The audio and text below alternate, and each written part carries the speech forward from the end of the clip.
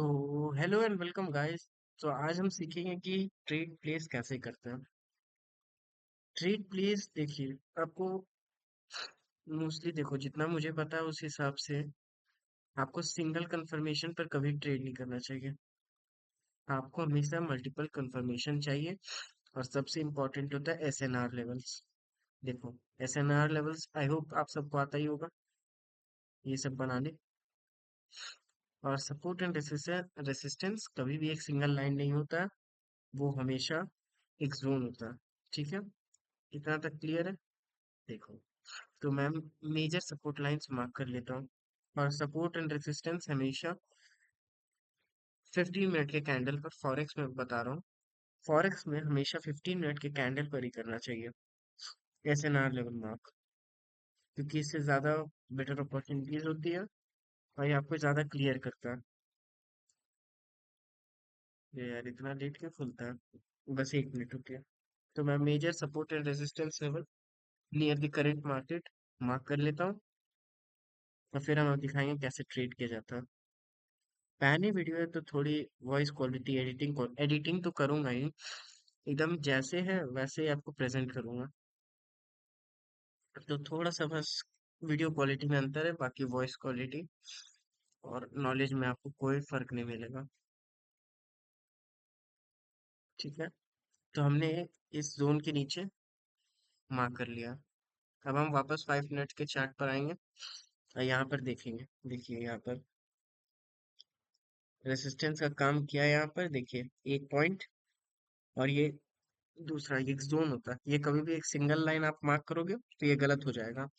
ये हमेशा एक जोन होता है, इतना समझो। और फिर क्योंकि ये ट्रेडिंग व्यू का फ्री वाला वर्जन है, तो इसमें सिर्फ एक साथ तुम दो ही कैंडल लगा सकते हो।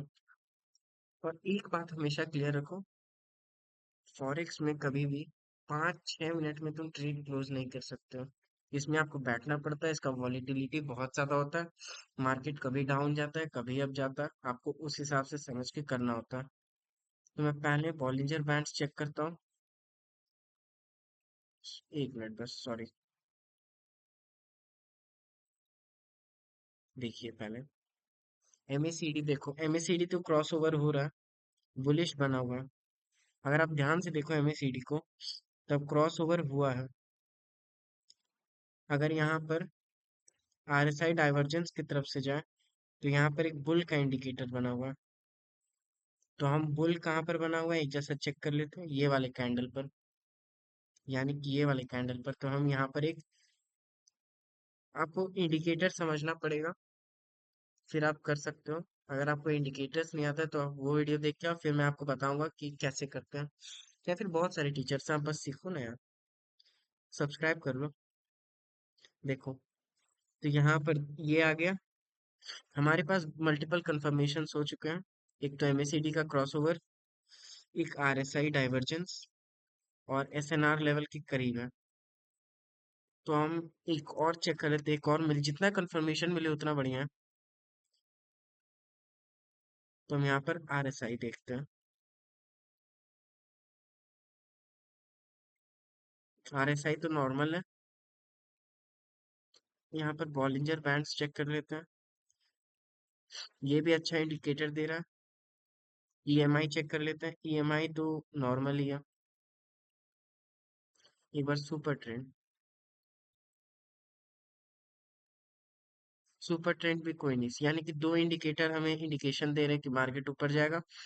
और एसएनआर लेवल भी क्लोज है, और एसएनआर लेवल को फॉलो भी कर रहा है प्राइस। तो उस हिसाब से अगर हम करें तो यहाँ पर हम एक बाई ट्रेड लेंगे। यहाँ पर लीवरेज बहुत ज्यादा मिलता है, इसलिए बहुत अच्छा होता है करने के लिए। तो हम यहाँ पर, हम सिर्फ हम सोच रहे हैं क्योंकि हमारे पास सिर्फ 5K का मार्जिन है, क्योंकि मैं फंडेड अकाउंट के लिए प्रैक्टिस कर रहा हूँ। आप भी कर सकते हो, आपकी मर्जी है। आप एक पर्टिकुलर टारगेट के हिसाब से करो, जो कि ज्यादा बेटर होता है। और एक चीज हमेशा याद रखनी है, अगर आप फंडेड अकाउंट के लिए प्रैक्टिस करें तो डेली लॉस लिमिट आपका, मैं देखो जैसे 5K के अकाउंट के लिए प्रैक्टिस कर रहा हूँ, अभी टेम्परली, तो 5% उस हिसाब से होता है $250। तो $250 से ज्यादा एक दिन में मैं लॉस, और टोटल लॉस मेरा कितना, 500 से ज़्यादा नहीं होना चाहिए, $500 से, वरना मेरा अकाउंट सीज हो जाएगा। तो उस हिसाब से देखें तब हम एसएल लगा लेते हैं। स्टॉप लॉस, देखो स्टॉप लॉस लगाने से पहले आपको चेक करना है कि कैसे है। 1 मिनट रुकिए, मैं देख लेता हूँ कि, तो मेरा स्टॉप लॉस रहेगा ये वाला रेड कैंडल का लो।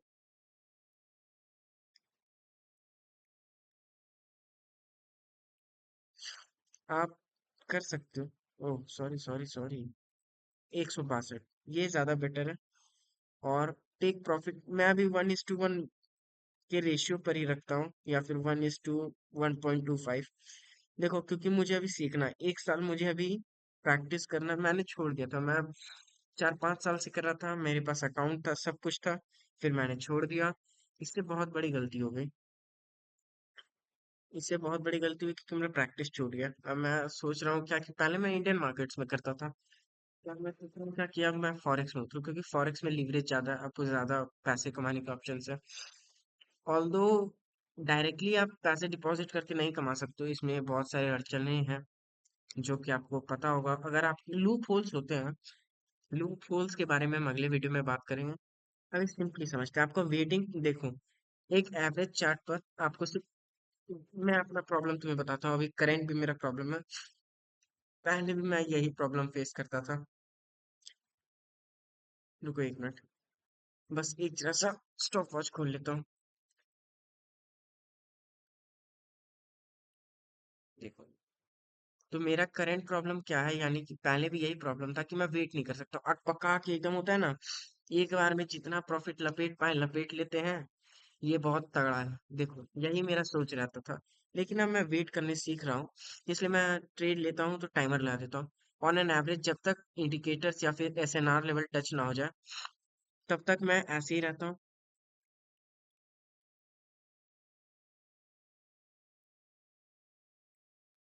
हाँ हाँ, तो मैं कहा था, हाँ तो मैं, मेरा वेटिंग टाइम एवरेज मैं सोच रहा हूँ कि 1-1.5 घंटे का करूँ, क्योंकि ये ज्यादा बेटर होता है। क्योंकि उस तरह मैं क्या बोलूँ, तुक्का ट्रेडर हो जाता है, जो कहते हो हल्का सा प्रॉफिट दिखे लुट जाओ, इससे मैं बड़ा प्रॉफिट मिस कर रहा हूँ। इसलिए मैं सोच रहा हूँ क्या कि मैं अपना टाइमर लगा के मैं ट्रेड करता हूँ, कि इतना टाइम से ज्यादा नहीं होना चाहिए, होता है ना, ऑन एन एवरेज। इसलिए मैं ट्रेड लेता हूँ तो टाइमर लगा देता हूँ मेरा, मैं अपना वेटिंग टाइम बढ़ाने के लिए टाइमर लगा लेता हूँ। आप भी कर सकते हो अगर आप में संयम संयम नहीं है तो। तो ये मुझे अपॉर्चुनिटी मिली, अब मैं एक और अपॉर्चुनिटी देखता हूँ। आपको जितने मार्केट्स हैं उसको खदाड़ना चाहिए प्रैक्टिकली। देखो सड़ा सड़ा मार्केट में नहीं घुसो यार, जिसमें बढ़िया से चार्ट नहीं है। हाँ ठेकान है, फॉरेक्स में आपको बहुत सारे ऑप्शन मिलेंगे, ठीक ना। फॉरेक्स में आपको बहुत सारे ऑप्शन मिलेंगे, मतलब स्टॉक्स में आपको बहुत सारे ऑप्शन मिलते हैं। तो आप एक दो होता है ना, एक दो स्टॉक्स अपना फेवरेट पिक करो, उस हिसाब से ट्रेड करो। एक चीज पर झूलो नहीं। इक्विटी में देखो, मैं इक्विटी करता था, तब सबसे बड़ा प्रॉब्लम मुझे क्या फेस हो रहा था कि मैं जो बहुत ज्यादा ब्रोकरेज लेता है वो सब, मैं मान लो ऑन एन एवरेज, तुम जानता हो कि सब कम अमाउंट से शुरू करते हैं, मैंने ज्यादा अमाउंट डाला था उस टाइम। तो जब फर्स्ट टाइम मैंने डाला था, 1600 रुपये डाला था, तो ब्रोकरेज भाई मान लो 20 रुपए प्रॉफिट होता था, 15 रुपया तो ब्रोकरेज लग जाता है वन टाइम का, और सेलिंग के बाद सेम लगता था। तो उससे मेरा मूड गर्म हो गया। मूड गर्म हो गया इन द सेंस, क्या बोले, करनी धरनी छेड़नी नाम हो रहा था, 1 रुपया आ नहीं रहा था, ऊपर से ब्रोकरेज में सब जा रहा था। इसलिए मैंने सोचा कि वो मार्केट में क्विट कर दूं, इसलिए मैं फॉरेक्स में आ रहा हूँ। और फॉरेक्स मुझे पसंद भी था यार पहले से।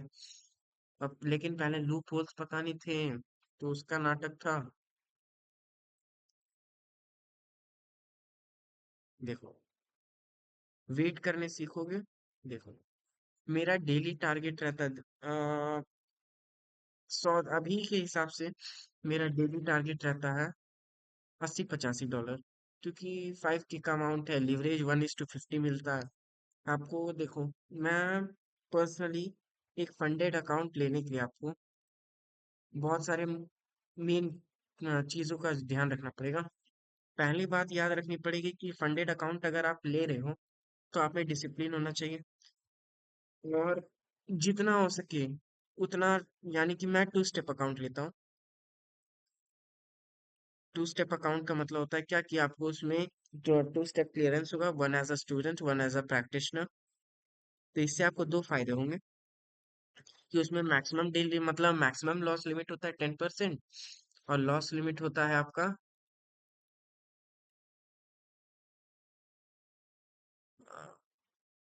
क्या बोल रहा था, अच्छा सॉरी सॉरी, एक मिनट बस।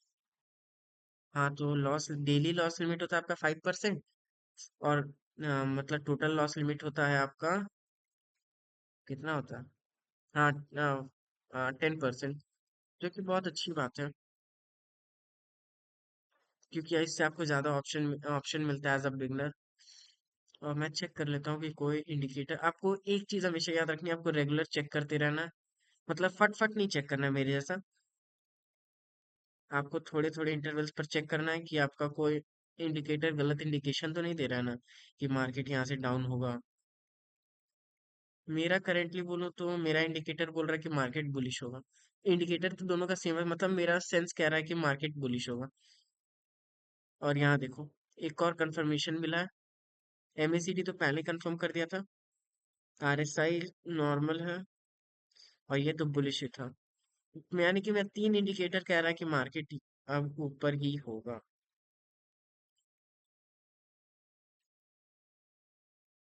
आपका वेटिंग टाइम देखो, मैं 5 मिनट में देखो, मैं सोच रहा हूँ कि अभी ही ट्रेड क्लोज कर दूं। पेशेंस नहीं है ना, आपको पेशेंस करना, पेशेंस रखना पड़ेगा। इसके लिए आप बेस्ट है क्या, कि आप कुछ करो, मतलब मेडिटेशन करो, इससे पेशेंस लेवल बढ़ेगा। 5 मिनट में मैं सोच रहा हूँ बंद कर दूं। आपको एवरेज वेटिंग, मतलब जब तक कोई गलत इंडिकेशन नहीं आए कि मार्केट आपके खिलाफ जा रहा है, रिवर्सल होने वाला है, तब तक आप वेट करो। और मिनिमम वेटिंग आवर 1 आवर तो होना ही चाहिए यार, इससे कम तो नहीं चलेगा। अब मैं आपको दिखाऊंगा क्लोज करके, मतलब जब मैं क्लोज करूंगा उस टाइम का वेटिंग टाइम दिखा दूंगा।